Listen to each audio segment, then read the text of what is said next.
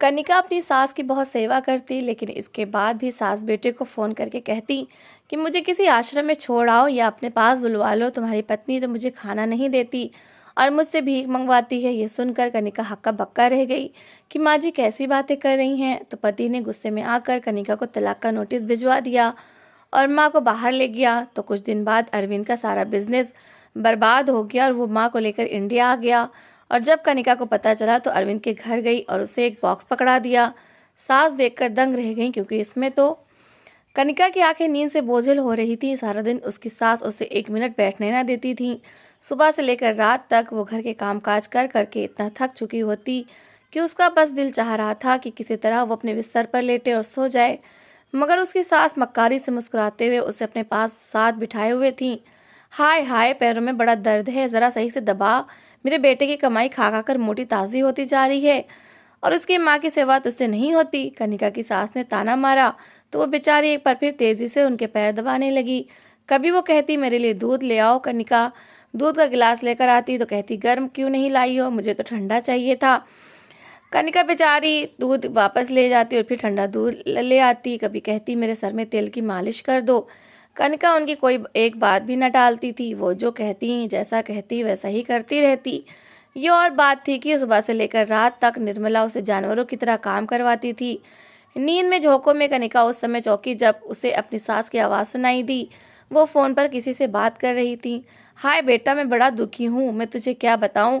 अपनी पत्नी के सहारे छोड़कर खुद वहाँ दुबई जाकर बैठ गया है और वो सारा दिन पलंग तोड़ती रहती है, घर के कामकाज मुझ बुढ़िया से करवाती है। फिर भी उसे चैन नहीं मिलता तो मुझे भीख मांगने के लिए सड़कों पर छोड़ आती है और कहती है कि अरविंद के भेजे हुए पैसों से उसका गुजारा नहीं होता।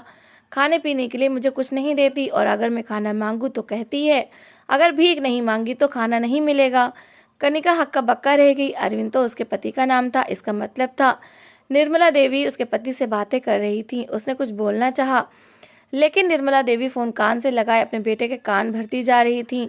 दूसरी ओर वो दुबई में बैठा गुस्से से आग बबूला हो रहा था। कनिका की इतनी हिम्मत कि वो मेरी माँ से सड़कों पर भीख मंगवाए। मैं यहाँ परदेश में किस लिए बैठा हूँ? तुम्हारे लोगों के लिए कमाई करने के लिए ही तो परदेश काट रहा हूँ। जब मेरी माँ को उस औरत ने आराम नहीं देना तो मुझे उस जैसी घटिया औरत की कोई ज़रूरत नहीं। निर्मला देवी मुस्कुरा दी। कई दिनों से वो अपने बेटे के कान भरने की कोशिश कर रही थी, मगर आज सफल हुई थी। उन्होंने जल्दी से फ़ोन कनिका की ओर बढ़ाया। ये ले, अरविंद तुझसे बात करना चाहता है, उन्होंने कहा तो कनिका ने कांपते हुए फ़ोन कान से लगा लिया। अरविंद गुस्से का वैसे ही तेज था। वो अपनी सफाई देने की कोशिश करने लगी, मगर दूसरी ओर अरविंद आपे से बाहर हो चुका था। आखिर तेरी हिम्मत कैसे हुई कि तू मेरी माँ को भीख मांगने के लिए मजबूर करे? वो बेचारी मुझसे कह रही है कि मैं उन्हें ओल्ड होम में छोड़ दूं, जहां लावारिस लोग अपनी ज़िंदगी के आखिरी दिन गुजारते हैं, और ये सब कुछ तेरे कारण है। निकल जा मेरे घर से अभी, इसी वक्त मैं तुझे डाइवोर्स दे दूंगा, अरविंद ने दुबई में बैठे बैठे चिल्लाकर कहा। तो कनिका के हाथों से फ़ोन छूटकर नीचे जा गिरा। वो हक्का बक्का कभी अपनी सास की शक्ल देखती और कभी फ़ोन की। उसकी सास तो खुशी के मारे उछल पड़ी थी। उसे विश्वास नहीं था कि बेटा इस हद तक उसका दिल खुश कर देगा। कनिका फूट फूट कर रोने लगी। चल उठ, अब निकल मेरे घर से। तेरा मनहूस साया आखिरकार मेरे बेटे की ज़िंदगी से निकल ही गया। अब मैं उसकी दूसरी शादी करूंगी और तुझसे भी ज़्यादा सुंदर लड़की लाऊंगी। तू अपना बोरिया बिस्तर बांध और अपने गरीब माँ बाप के घर दरवाजे पर जाकर बैठ। सास की बात पर कनिका खामोशी से उठ गई। न उठती तो उसे पता था सास धक्के मारकर घर से निकाल देंगी, और वो थी ही ऐसी। कनिका के माता पिता बहुत गरीब थे। उसका सिर्फ एक ही भाई था जो मजदूरी करके अपना और माँ बाप का पेट पाला करता था। कनिका को पता था अगर वो उनके घर जाएगी तो उनके ऊपर बोझ बन जाएगी, लेकिन जाना भी मजबूरी था। अब वो अपने ससुराल में तो रह नहीं सकती थी। खामोशी से पैकिंग करके वो घर से बाहर निकलने लगी। तभी निर्मला देवी ने उसे आवाज़ दी, कनिका जाते जाते मेरा बिस्तर तो बनाती जा। मेरे बूढ़े हाथों में अब इतनी जान नहीं कि मैं अब ये सब काम करती फिरूं। कनिका ने पलटकर नफरत भरी नजर अपनी सास पर डाली। बिस्तर तो उसने ना बनाया, मगर वो पलटकर अंदर कमरे में चली गई। कुछ देर तक वो खटर पटर करती रही और जब वो बाहर निकली तो उसके हाथ में लकड़ी का एक चौकोर डिब्बा था। सास वो डिब्बा देखकर चौंकी। मेरे बेटे का सामान कहाँ लेकर जा रही है? कल मुही, इसमें जरूर गहने छुपाए होंगे, उसने कहा। लेकिन जोड़ों में दर्द के कारण वो उठकर कनिका के पीछे नहीं आ सकती थी। कनिका ने जल्दी से अपना सामान समेटा और घर से बाहर निकल गई। निर्मला देवी को थोड़ी घबराहट तो हुई। घर के कामकाज उनसे होते न थे। सारा दिन कनिका ही उनकी सेवा किया करती थी, लेकिन कनिका की शक्ल वो सहन नहीं कर सकती थी।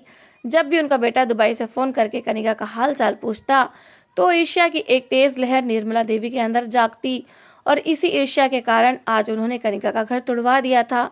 जैसे तैसे काम तो कर लूंगी, लेकिन इस कलमुही को दोबारा इस घर में नहीं आने दूंगी, निर्मला देवी ने सोचा। लेकिन ये उनकी भूल थी।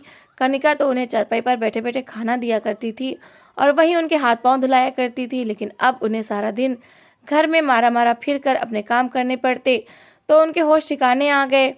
उन्होंने 2 दिन बाद ही अपने बेटे अरविंद को फ़ोन किया। वो कल मोही मुझ गरीब बुढ़िया को इस घर में छोड़कर तेरे घर पर लात मारकर चली गई है। अब बताइए तेरी बूढ़ी माँ कहाँ जाए। मैं अकेले इस बड़े से घर में नहीं रह सकती, ना ही मुझसे घर के काम होते हैं। मुझे अपने साथ ले जा। माँ की बात पर अरविंद सोच में पड़ गया। माँ को मना भी नहीं कर सकता था, उसे अपनी माँ से बहुत प्यार था। माँ की खातिर ही तो उसने अपनी अच्छी भली पत्नी को डाइवोर्स का नोटिस भिजवाया था। दुबई में उसका अच्छा खासा चलता हुआ कारोबार था, कई स्टोर थे जिनका वो मालिक था।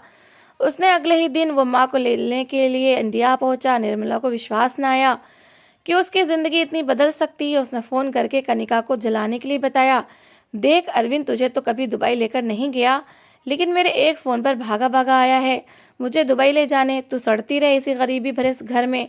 मैं और अरविंद तो अब दुबई में मौज करेंगे, वहाँ मैं उसकी दूसरी शादी करूँगी। कनिका अपनी सास की बातें सुनकर तड़प कर रह गई, लेकिन कुछ नहीं कह सकती थी, कर सकती थी। अरविंद निर्मला को अपने साथ ले गया। वहाँ उसकी शान और ठाठ देखकर निर्मला की आंखें हैरत के मारे खुली की खुली रह गईं। वो अरविंद की बड़ी सी गाड़ी में घूमती तो उसे अपने भाग्य पर विश्वास ही नहीं आता। लेकिन ये ठाट बाट बस कुछ ही दिनों की कहानी थी। निर्मला को दुबई आए अभी 1 महीना ही गुजरा था कि जब एक दिन अरविंद घबराया हुआ घर आया। माँ, मेरे स्टोर्स के खिलाफ किसी ने कानूनी कार्रवाई की है।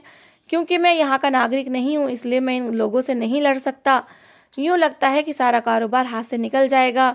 अरविंद की बात पर निर्मला हक्का बक्का रह गई। वो तो इस दौलत के ऐशो आराम के बिना रह ही नहीं सकती थी।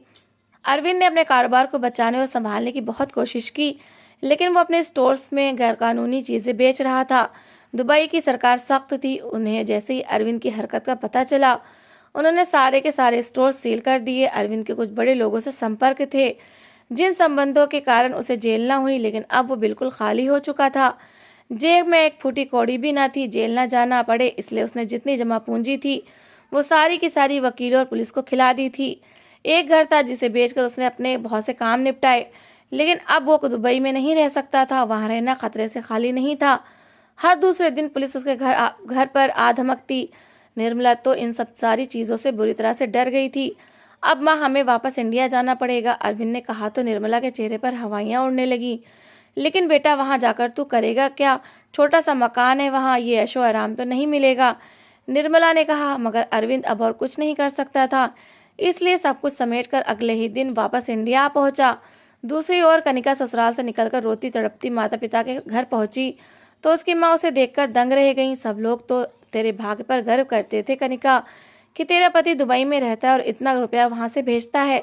सिर्फ एक सास के होते हुए आखिर तुझे क्या परेशानी हो गई कि तू रोती हुई माँ के घर आ गई? उन्होंने हैरत से पूछा तो कनिका फूट फूट कर रोने लगी।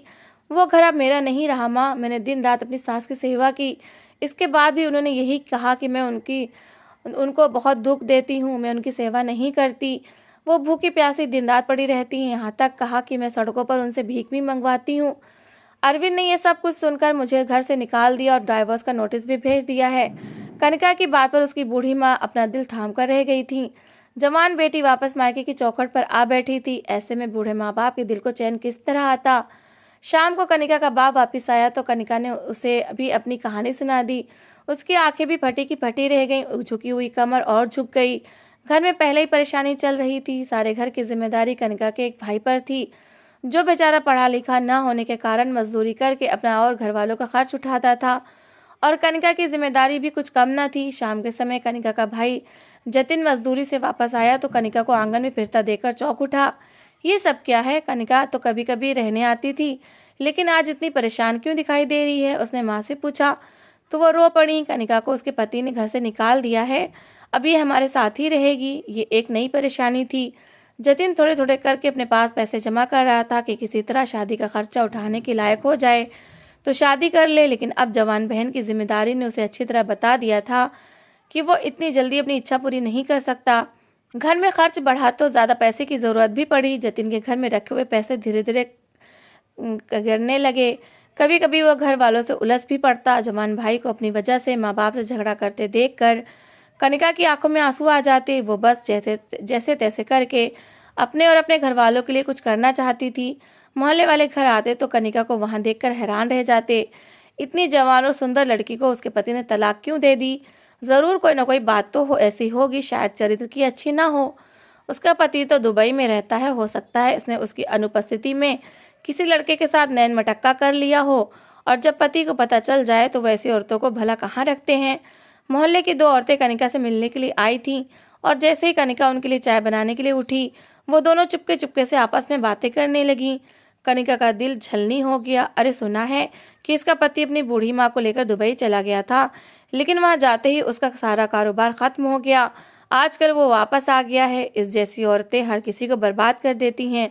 इतना नेक लड़का था, सिर्फ इसी के कारण अब उसके पास कुछ नहीं रहा बचा। औरतें कनिका के बारे में कह रही थी और किचन में चाय बनाती कनिका का दिल टुकड़े टुकड़े हो रहा था। इन्हीं औरतों से उसे पता चला कि अरविंद अपनी मां निर्मला को लेकर दुबई से वापस आ गया है। उसने पक्का इरादा कर लिया था कि वो वहीं कहीं ना कहीं नौकरी जरूर कर लेगी। अरविंद दुबई से वापस आ तो गया था, लेकिन अब इस छोटे से मकान में उसका दिल नहीं लग रहा था। कारोबार कुछ था नहीं और ना ही उसके पास इतनी शिक्षा थी कि वो यहाँ पर कोई अच्छी नौकरी कर लेता। जमा पूंजी तो सारी दुबई में ही लग चुकी थी। वो उठते बैठते परेशान रहने लगा। जो थोड़े बहुत पैसे थे वो खर्च होने लगे। वो सारा दिन गलियों में जूते घिसता रहता और जब घर वापस आता और माँ से खाना मांगता तो आए बाएं करने लग जाती। अरविंद को बड़ी हैरत होती। माँ, जब मैं दुबई में था तो तू कहती थी कि कनिका घर का कोई काम नहीं करती, खाना सारा तू बनाती है, घर के सारे काम काज भी तू करती है, लेकिन अब मैं देख रहा हूँ कि तुझे तो कोई काम करना आता नहीं।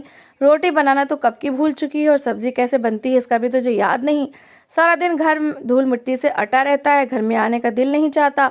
इसका मतलब है कि तू सब कुछ झूठ बोला करती थी। अरविंद वहां पर बरस पड़ा तो निर्मला बजाय शर्मिंदा होने के जोर जोर से चिल्लाने लगी। हाँ, तो ये सब तेरी गलती है। तुझे किसने कहा था कि तू उसे डाइवोर्स दे दे? अच्छा भला यहाँ रहती थी, कामकाज करती थी, अब उस जैसी मुफ्त की नौकरानी भला हमें कहाँ से मिलेगी? निर्मला की बात पर अरविंद गुस्से में आकर आग बबूला हो जाता। अचानक एक दिन वो चौंका और लपककर कमरे के अंदर चला गया। माँ, यहाँ लकड़ी का एक डिब्बा पड़ा होता था। जाने से पहले मैं वो डिब्बा कनिका के हवाले करके गया था। वो डिब्बा कहाँ है? अरविंद ने कहा तो निर्मला चौंकी। उन्हें याद आया कि घर से जाते समय कनिका ने अंदर जाकर लकड़ी का एक डिब्बा उठाया था। वो डिब्बा तो वो कल मुही अपने साथ ले गई। क्यों? उस डिब्बे में ऐसा क्या था? क्या कोई कीमती चीज थी जो तुम दोनों पति पत्नी ने मुझसे छुपा कर रखी थी? निर्मला देवी बरस पड़ी, लेकिन अरविंद बुरी तरह से झुंझला गया। उसे तो पता भी नहीं था कि कनिका कहाँ रहती है, जहाँ उसके मायके वालों का पहले घर था। वो लपक कर उसी दिन उस घर में चला गया, लेकिन वहां जाकर पता चला कि दरवाजे पर एक बड़ा सा ताला इसका मुंह चढ़ा रहा था। कनिका के मायके वाले तो ये घर छोड़कर कहीं और जा चुके थे। वो लोग कोई अपने मकान में तो रहते न थे, किराए का घर था। जब भी कोई परेशानी या तंगी होती तो वो घर बदल लेते। शायद अब की बार भी उन्होंने घर बदल लिया था। अरविंद अपना सर पीटता हुआ घर वापस आया। आकर उस लकड़ी के बॉक्स की तलाश करने लगा, मगर निर्मला को कुछ पता न था कि लकड़ी का वो डिब्बा कहाँ है। नौकरी की तलाश में फिरते हुए उसे कई महीने गुजर चुके थे। जेबें खाली हो चुकी थी। अब तो ये हाल था कि पूरे दिन में एक समय की रोटी की व्यवस्था करना भी मुश्किल हो चुका था। थक हार कर उसने मजदूरी का रास्ता चुना, लेकिन दुबई में रहकर काम करते हुए अब वो मजदूरी का आदी भी नहीं रहा था। जहाँ भी मजदूरी करने जाता वहाँ लोग उसकी हठ धर्मी और काहली को देखते। दूसरे दिन ही उसे थोड़े रुपए थमाते और वहाँ से भगा देते। अरविंद का जी चाहता कि वो जोर जोर से रोने लगे। अच्छी भरी राजाओं वाली जिंदगी भिखारियों से भी बुरी हो गई थी, मगर उसे समझ ना आता था कि आखिर ये सब कुछ क्यों हुआ है। उसे तो अपनी जिंदगी बदलने का बस एक ही मौका नजर आता था, कहीं से वो लकड़ी का डिब्बा वापस मिल जाए तो मेरे हालात अच्छे हो जाएंगे। वो दिन रात बस यही सोचता रहता। कनिका उसकी उलट थी। डाइवोर्स के बाद उसने अपनी जिंदगी रोकी नहीं, बल्कि उसने मोहल्ले के सारे स्कूलों में नौकरी का पता कर लिया। उसकी किस्मत अच्छी थी कि जल्द ही उसे एक बड़े से स्कूल में टीचर के तौर पर भर्ती कर लिया गया। वो होशियार थी और हमेशा से ही मेहनती भी रही थी। जब उसने पहले ही कुछ दिनों के स्कूल में बड़ी अच्छी तरह से काम संभाल लिया तो स्कूल का मालिक बहुत खुश हुआ। आपके यहाँ आने से स्कूल में बच्चों की संख्या में बढ़ोतरी हुई है। हमें पेरेंट्स की ओर से अच्छी बातें सुनने को मिलती हैं। इसका मतलब ये हुआ कि आपको नौकरी पर रखकर हमने अच्छा किया है। स्कूल के मालिक ने बहुत ही इज्जत से कनिका से कहा तो वह मुस्कुरा दी। एक बड़ा स्कूल था, यहाँ से मिलने वाली सैलरी भी अच्छी थी। घर में पहले तो भाई की मजदूरी से आने वाली कमाई से गुजारा पूरा नहीं होता था, लेकिन अब कनिका हर महीने स्कूल से मिलने वाली सैलरी जब घर में माँ के हाथ पर रखती तो वो भी उसे दुआएं देती ना थकती। घर के हालात तेजी से अच्छे होने लगे थे, मगर इन अच्छे होते हालात में कनिका का दिल अक्सर जोर जोर से धड़कने लगता। उसे भविष्य के खतरे सताए रहते थे। उसके कमरे में सामान के साथ लकड़ी का वो डिब्बा भी पड़ा था जो आते हुए वो अरविंद के घर से उठा लाई थी। इस लकड़ी के डिब्बे को देखते ही उसे अपना बीता समय और अपना ससुराल याद आ जाता था और उसके चेहरे से खुशी गायब होकर परेशानी में बदल जाती थी। एक दिन कनिका तैयार होकर स्कूल गई तो स्कूल का हाल ही खराब था। वहाँ सफाई का काम करने वालों में से किसी के अनबन के कारण काम बंद कर दिया गया था। पूरे स्कूल में धूल मिट्टी फैल रही थी। 2 चपरासी और भी थे, लेकिन उनकी ड्यूटी स्कूल के दूसरे हिस्से में थी। कनिका का काम पढ़ाने के साथ साथ स्कूल में मैनेजमेंट का भी था, इसलिए वो लंच के टाइम परेशान होते हुए प्रिंसिपल के ऑफिस चली गई। उसने वहां आते ही प्रिंसिपल को स्कूल में गंदगी और सफाई कर्मियों की अनुपस्थिति के बारे में बताया। चिंता मत करो कनिका, तुम्हारी बात सही है। मुझे साफ सफाई करने वालों ने पहले ही अपना इस्तीफा जमा करवा दिया था, इसलिए मैंने नए काम करने वाले की व्यवस्था कर ली है। जल्दी वो आने वाला है। तुम उसे अच्छी तरह से समझा देना कि पूरे स्कूल में कहाँ कहाँ सफाई करनी है। कनिका ने हाँ में सिर हिला दिया और ऑफिस से निकल आई। प्रिंसिपल का व्यवहार इसके साथ बहुत अच्छा था, इसलिए उसे कोई परेशानी नहीं होती थी। छुट्टी से कुछ देर पहले सफाई करने वाला तो आ गया, लेकिन कनिका की उससे भेंट ना हो सकी। प्रिंसिपल ने खुद उसे समझा दिया कि किस किस जगह सफाई उसे कल सुबह आते साथ करनी है। अगले दिन कनिका समय पर तैयार होकर स्कूल पहुंची तो स्कूल चमक रहा था। सामने सफाई करने वाला अपना काम दिल लगाकर कर रहा था। उसकी पीठ कनिका को नजर आ रही थी। वो कोई बूढ़ा आदमी तो ना था, बल्कि वो जवान आदमी था, लेकिन उसकी सेहत बहुत बुरी लग रही थी। कनिका को पीछे से उसे देखकर अफसोस हुआ, शायद ये कोई बहुत ही मजबूर इंसान है। आमतौर पर तो बूढ़े लोग सफाई सुथराई का काम करते हैं क्योंकि उन्होंने अपनी ज़िंदगी गुजार ली होती है, लेकिन ये जवान आदमी ऐसा काम क्यों कर रहा है? शायद कोई बहुत ही मजबूर आदमी है।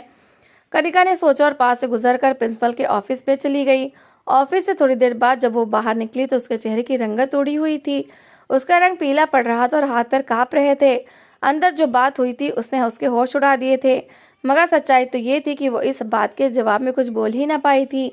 बाहर निकलते साथ ही हैरत का उसे एक तेज झटका लगा। लंबे कॉरिडोर के आखिरी सिरे पर वो आदमी पोछा लगा रहा था।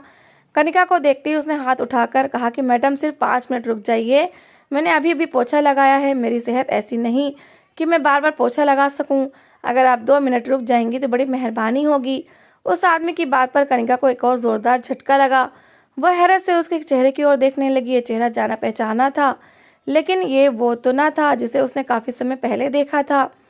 वो सफाई करने वाला कोई और नहीं बल्कि अरविंद था, उसका अपना पति, जो दुबई में ठाठ से कारोबार किया करता था, लेकिन आज एक मामूली चपरासी की तरह स्कूल के फर्श पर पोछा लगा रहा था। कनिका हैरत का शिकार रह गई। वो काफी हद तक बदल चुकी थी, शायद इसलिए अरविंद ने उसे पहचाना नहीं था, या शायद गिरती सेहत के कारण उसकी नज़र भी कमजोर हो चुकी थी, इसलिए उसे पता ही न चला कि उसके सामने से कनिका निकली है। कांपते हाथों से कनिका समय से पहले ही छुट्टी लेकर घर वापस आ गई। वो दोबारा प्रिंसिपल के ऑफिस भी ना गई। बड़ी परेशानी से वापस अपने छोटे से घर में आकर वो टहलने लगी।